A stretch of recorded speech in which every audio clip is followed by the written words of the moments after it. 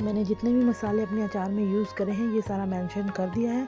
आप एक प्लेट में गाजर को निकाल लें, उसके बाद 2 चुटकी कलौंजी डाल करके उसमें 1.5 चम्मच काला नमक और वह जो जितने भी मसाले हैं उसको ग्राइंडर में दरदरा पीस के नमक डाल के उसको उसमें मिक्स कर लें। उसके बाद हम 1 कप तेल लेंगे जिसको हम अपने पैन में अच्छे से गरम करके नॉर्मल होने देंगे।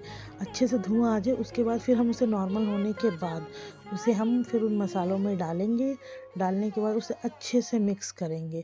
मिक्स करने के बाद हम इसे धूप में सुखाएँगे। धूप में सुखाने के